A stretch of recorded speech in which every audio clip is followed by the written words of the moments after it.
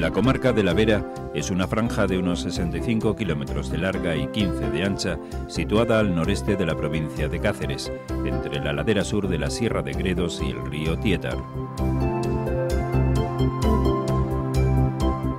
La forma de sus montañas da lugar a una gran red de gargantas y arroyos y a un microclima que conforma bellísimos enclaves y paisajes, con una naturaleza en permanente eclosión.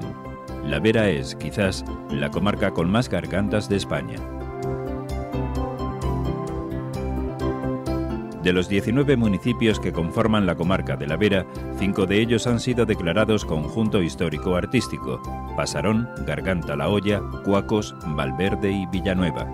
En ellos, el encanto y el pintoresquismo de las casas tradicionales contrasta y se complementa con la esbeltez histórica de los palacios y de los edificios señoriales. Iniciando nuestro recorrido por el oeste, vamos a conocer la singular arquitectura popular de estos 5 pueblos emblemáticos de la Vera. Pasarón es una villa de origen medieval, fundada probablemente por hijosdalgos asturianos a los que debe su nombre, Pasarón, que significa pájaro grande.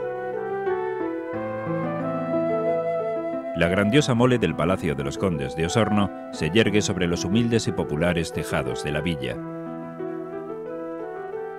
El palacio renacentista, construido entre los años 1531 y 1544, fue residencia de los condes de Osorno, señores de Galisteo y de Pasarón. Se trata de un edificio de gran interés arquitectónico y uno de los palacios mejor conservados de toda la provincia de Cáceres. En este palacio vivió Magdalena, el primer amor de Jeromín o don Juan de Austria.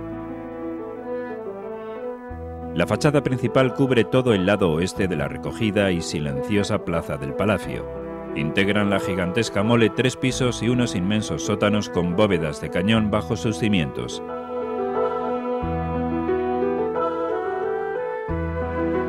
Sobresalen del tejado 5 chimeneas renacentistas, demasiado colosales, que por sí mismas ya constituyen auténticos monumentos. El conjunto del palacio resalta una armoniosa fusión renacentista con la tradición constructiva de Extremadura.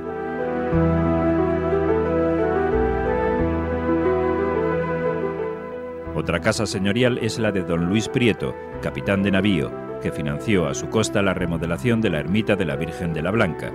El escudo que resalta en el piso superior de la fachada lleva las armas de la familia y en él aparece un navío fortificado.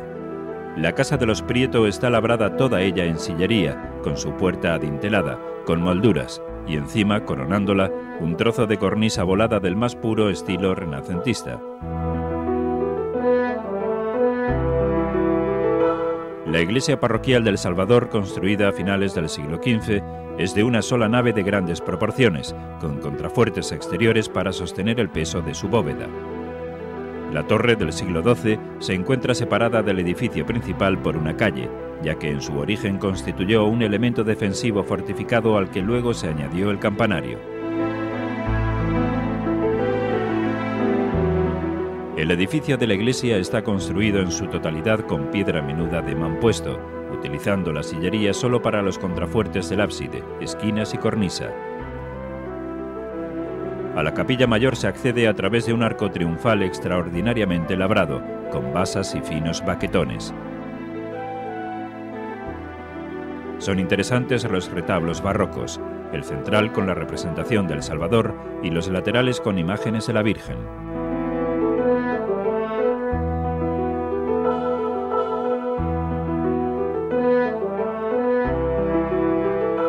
Como un legado de la historia, en la plaza del ayuntamiento se levanta el rollo o picota.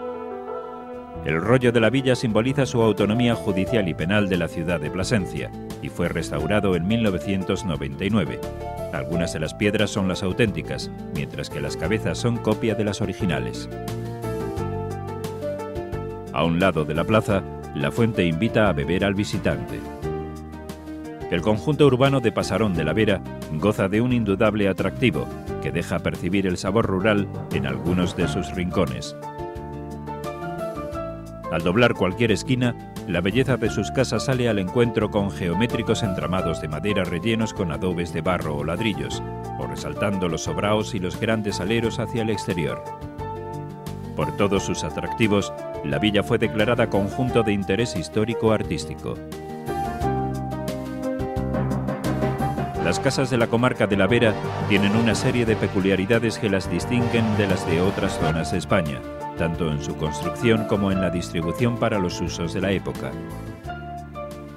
El estilo de la casa típica verata es el más interesante y singular de la región extremeña, y Pasarón constituye una muestra viva en la actualidad. Rafael Sánchez nos ha abierto las puertas de una casa típica de Pasarón de la Vera para mostrarnos sus principales dependencias. Nos encontramos en el patio de la casa. Esta es la puerta de la bodega y aquí tenemos el bodegón, la puerta del bodegón. Bueno, nos encontramos en la bodega donde antiguamente se fabricaba el vino.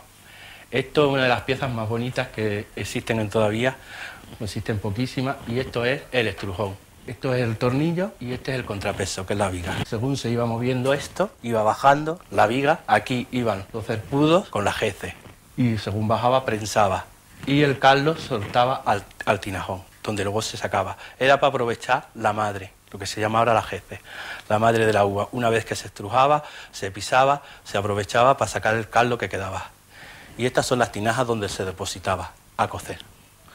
Una vez que había cocido en estas tinajas y había pasado el tiempo de cocción, se abrían.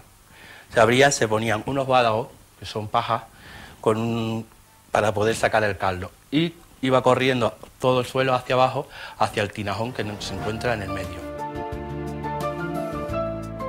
Una escalera desde el zaguán conduce al bodegón subterráneo donde se guardaba el vino en grandes y hermosas tinajas. Ahora mismo nos encontramos en uno de los bodegones más profundos del pueblo, que tiene 30 escalones. Estos bodegones se utilizaban para conservar el vino y el aceite. Estos son niches donde se mantienen las tinajas y aquí se conservaba todo el vino. El vino bajaba por unos canales de la bodega. Se cogía en botijos o cántaros. Se bajaba y se introducía en estas tinajas. Y aquí se era su conservación. Estas tinajas se solían tapar con barro. Por las escaleras subimos a la parte de arriba, donde están las salas, los secaderos de pimiento, castaña y donde se secaba el maíz. Y los defanes, que antiguamente era la cocina con el horno del pan, que está todo, todavía está esto. Y los sobrados, que era la parte que sobraba de la casa, que se llamaba así. En la primera planta, un pequeño recibidor comunica con los dormitorios y las alcobas de la casa. Las habitaciones, pequeñas y recogidas para cumplir con su finalidad de servir de descanso a los miembros de la familia, disponían de altas camas vestidas con la elegancia que permitía el poder adquisitivo. Las escaleras continúan hacia el desván, donde se encuentra la cocina, el horno familiar y un emparrillado para secar los frutos. Bueno, nos encontramos donde está la lancha o mazacote. Este tiene dos nombres, lancha o mazacote de la lumbre. Como observamos, es de barro para que no pase el fuego a los pisos de abajo. Y aquí era donde se hacía la lumbre para guisar y secar la cecina o matanza a tejabana en estos cabrios. Y esto es la cenicera. La cenicera se utilizaba para calentar los alimentos. Una vez que ya estaban preparados, cogían brasa o lumbre de ahí, lo introducían por el hueco y ahí mantenían durante todo el día los pucheros calientes. Nos encontramos en el desván, o cocina matancera, como antiguamente se llamaba. Esto que observamos aquí es el horno. En el horno donde se hacía el pan, antiguamente cada uno en su casa. Se amasaba y se cocía. Debajo se colocaba la leña. Se metía, se introducía la leña hacia adentro y se le calentaba. Este desván o cocina matancera, como vemos, está dividida por un medianín de adobe. Por aquí tenemos el acceso a la solana, que se llamaba antiguamente, y luego también encontramos el acceso hacia el secadero de pimiento, donde se introducía para poderlo secar.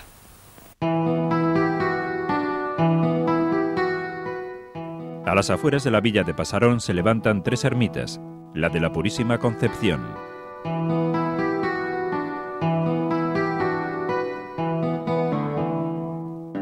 La ermita del Santo Cristo de la Misericordia del siglo XVI, rematada por una sencilla espadaña.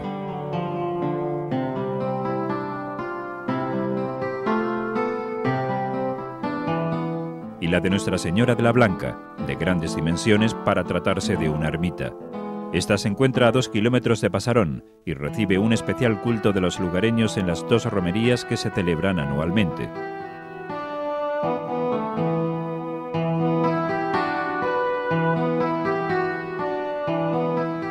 Garganta la Olla, la antigua ad fauces, que quiere decir entre gargantas, está asentada en una cubeta u olla que forma la Sierra de Tormantos.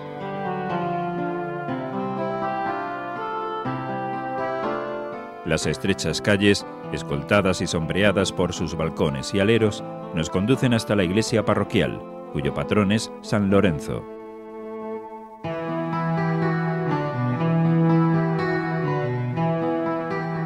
La puerta sur de la iglesia está cubierta por un atrio sujetado por 2 columnas de piedra. La torre, de 30 metros de altura, es renacentista de estilo herreriano. Tradicionalmente se admite que la cruz puente que está en la azotea fue colocada en memoria de las víctimas de la Serrana de la Vera. Aunque pudo existir otra iglesia anterior, la parroquial de San Lorenzo Mártir debió comenzarse a finales del siglo XV, terminándose a mediados del XVI. Fue declarada bien de interés cultural en 1989. Tanto en su exterior como en su interior conviven diferentes estilos: el gótico, el renacimiento, el barroco y el rococó. El retablo mayor está dedicado a San Lorenzo. Tiene columnas salomónicas y una ornamentación muy recargada con vegetales y racimos. La parte del altar mayor posee una cúpula de ladrillos colocados de canto y circularmente, sobre planta cuadrada.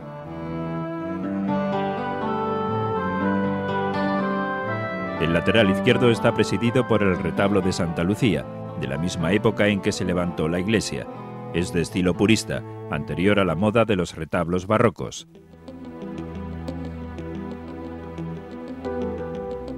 Uno de los atractivos de Garganta la Olla lo constituye el propio entramado de sus edificaciones, que convierten a la villa en un museo de arquitectura en el que se ha conservado un patrimonio ancestral heredado siglo tras siglo. Por ello, en 1978 mereció el título de Conjunto Histórico Artístico Nacional.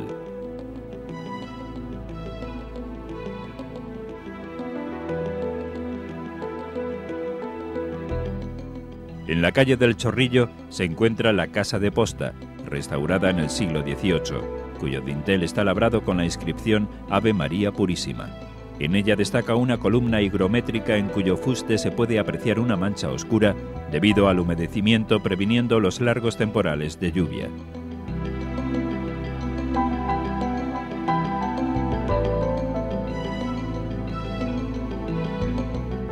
Garganta la Olla fue morada de algunos de los nobles de Carlos V y constituyó un lugar de esparcimiento y diversión de la soldadesca del emperador. La Casa de las Muñecas era el prostíbulo de la época. Su color azul y la muñeca esculpida en la jamba izquierda, junto a las figuras femeninas de la cerradura, es lo que queda de la manifestación externa para atraer a aquellos que buscaban correrías amorosas.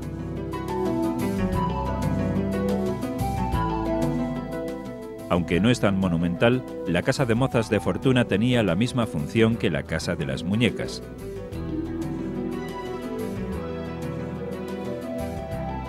La casa parroquial se construyó alrededor del año 1759 con el importe de la venta de la Casa de las Muñecas, que al morir su dueña la dejó en herencia como casa parroquial, uso que no se llevó a cabo. En la Casa Carvajal nació don Pedro de Carvajal, el que fue capitán general de la Armada y virrey de Nápoles. Destaca el escudo nobiliario, el balcón y las labores de las vigas que separan la primera de la segunda planta. La casa del Picapedrero data del siglo XVI y correspondió al constructor de la torre, de origen vasco, que la levantó para vivir y custodiar la herramienta. En el dintel está grabado el nombre, la fecha y el distintivo del constructor. La fuente del Chorrillo, que ha saciado la sed de muchas generaciones de garganteños y visitantes, preside el paso del tiempo en Garganta la Olla. En la Plaza Mayor se levanta el edificio concejil, con un porche sostenido por columnas graníticas procedentes de la ermita Cenobio de San Martín. Bajo los soportales del ayuntamiento se halla la Picota del Suplicio, una columna de cantería que los lugareños la nombran poste o columna de la vergüenza, y también de una manera más dramática, poste de la carnicería.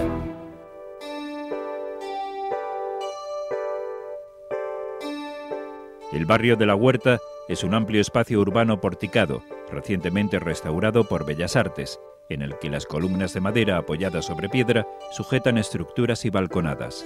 En este ejemplo de arquitectura popular verata se combinan el adobe y la madera en una bella correspondencia entre los materiales de construcción, planteando unas normas de aprovechamiento del espacio.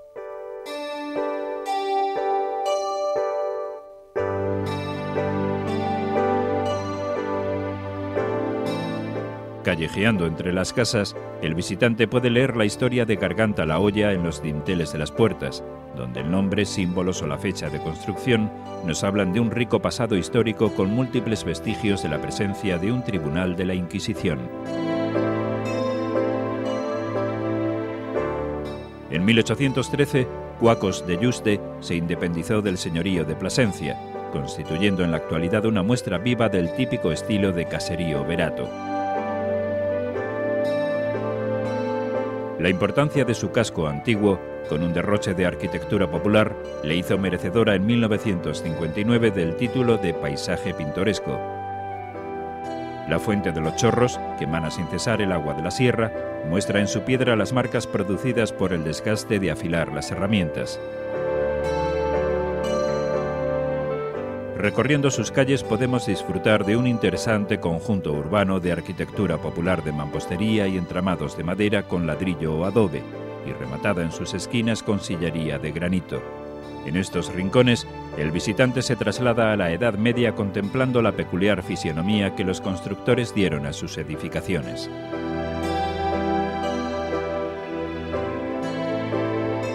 La iglesia de Nuestra Señora de la Asunción del siglo XV fue declarada Monumento Histórico Artístico y es uno de los templos más complejos e interesantes de la comarca, ya que conserva restos pertenecientes a estilos muy diferentes.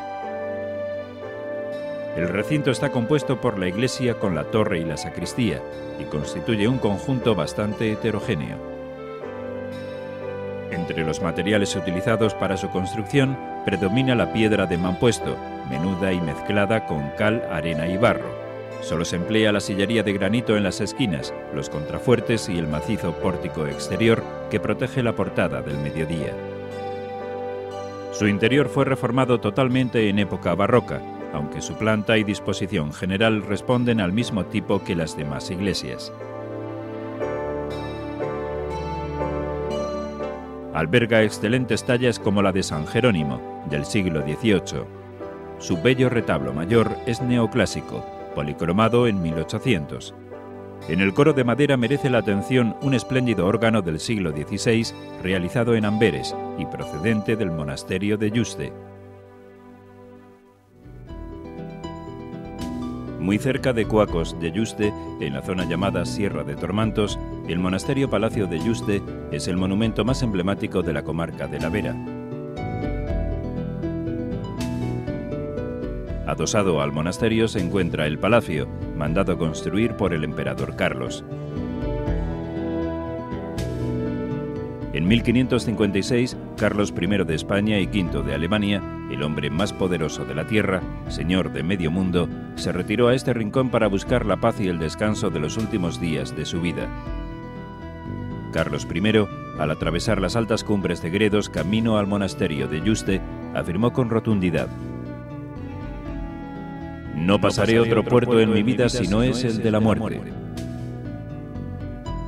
Atendido en temas del espíritu por los monjes jerónimos y rodeado de sirvientes, el emperador siguió sin poner freno a su voraz apetito hasta que murió víctima del paludismo en septiembre de 1558.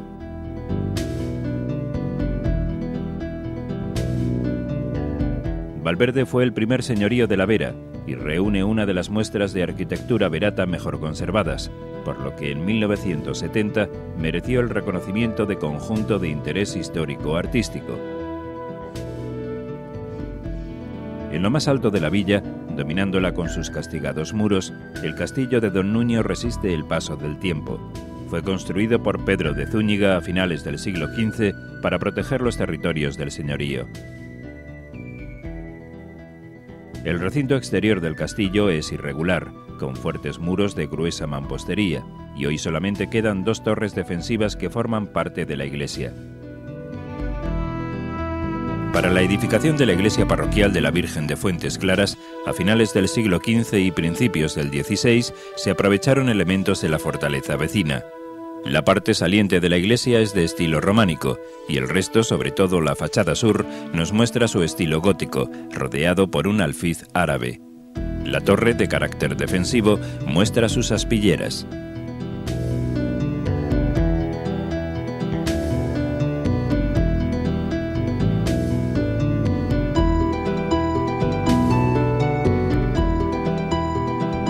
La ermita del Santísimo Cristo del Humilladero sirvió para celebrar las misas durante la ocupación francesa y Guerra de la Independencia, pues la iglesia parroquial fue convertida en cárcel pública por los invasores.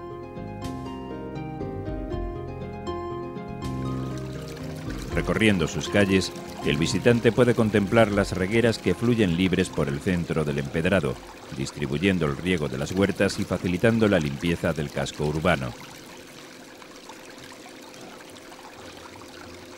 Bellísimas calles con regueros por su centro, plazas y rincones de estupenda arquitectura popular. En Valverde de la Vera todo envuelve al viajero en un ambiente de siglos y de tradición. En el barrio judío, las calles, típicas de la arquitectura judeo-medieval, son estrechas y tortuosas para combatir los rigores del invierno. Sus rincones nos remontan a la Edad Media, y los siglos respiran en el ambiente.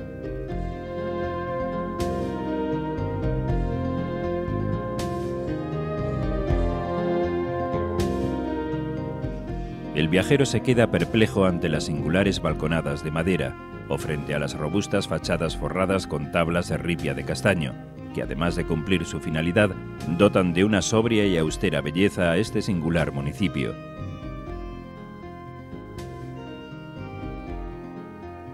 La Casa de los Escudos toma este nombre de los escudos de los Zúñiga y de los Dávila, que se cree que fueron traídos del antiguo palacio, arruinado a principios del siglo XX.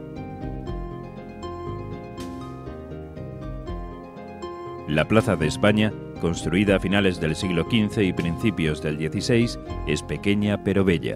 Está porticada en su parte norte y este con columnas de cantería de estilo gótico y escudos de los Zúñiga.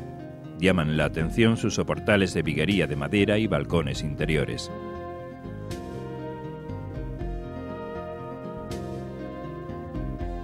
La mayoría de estas viviendas están construidas con muro de piedra en la planta baja, adobe con entramado de madera en la primera planta y el sobrao, un elemento característico de la casa verata, cuya función termoaislante del frío y la humedad le hicieron imprescindible.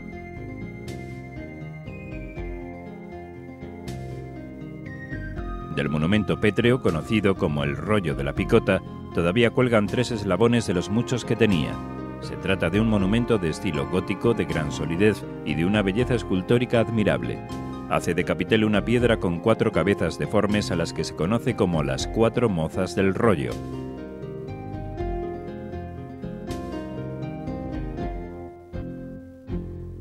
Villanueva es el último pueblo que vamos a recorrer hacia el este de los 5 de la comarca de la Vera que gozan de la declaración de conjunto de interés histórico-artístico. La plaza del cementerio está presidida por la Iglesia de la Inmaculada Concepción, recientemente restaurada, que es de grandes dimensiones y combina los estilos románico y gótico.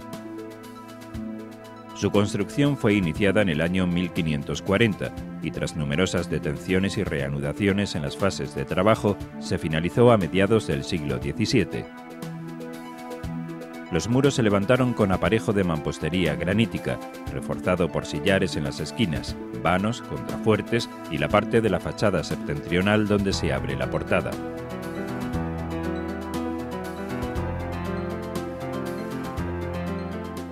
En el interior de la iglesia destaca el retablo mayor de estilo churrigueresco y las tallas de Santa Ana y San Antonio, esta última realizada por el conocido arquitecto y escultor Aniceto Marinas. Su cubierta es de crucería estrellada y se encuentra presidida por el escudo heráldico del obispo Vargas de Carvajal.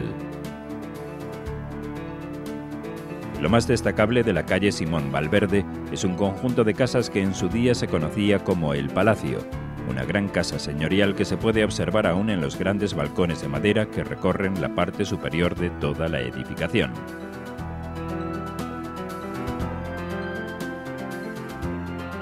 En las plazas, calles y rincones sorprendentes de Villanueva se pueden observar las características que definen las líneas arquitectónicas de las construcciones populares en la Vera.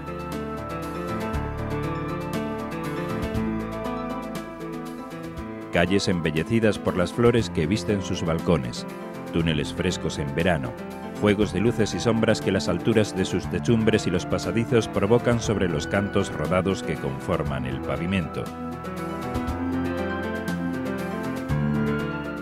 A nuestros pies, los regueros de agua que se precipita desde la sierra cruzando el municipio, y en lo alto, los tejados que se acercan entre sí para dar sombra a las calles. El Lancho de la Ponderona es una enorme piedra de granito en torno a la cual se adosan edificaciones muy singulares.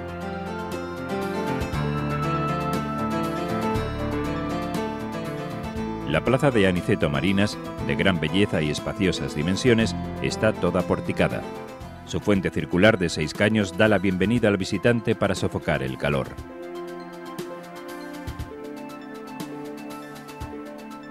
Villanueva conserva un importante y rico patrimonio de arquitectura popular verata.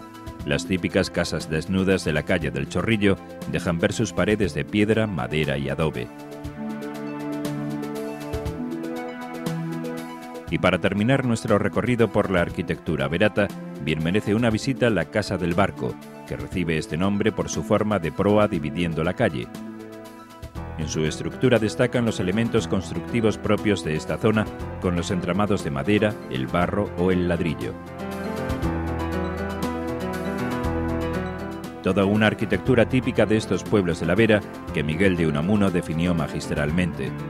Las casas, de trabazón de madera con sus aleros voladizos, sus salientes y entrantes, las líneas y contornos que a cada paso rompen el perfil de la calleja, dan la sensación de algo orgánico y no mecánico, de algo que se ha hecho por sí, no que lo han hecho los hombres. La calleja se retuerce y no se ve de un extremo a otro. No es un canal de curso recto, es más bien como el curso de un río que fuera culebreando, y se siente la intimidad de la sombra.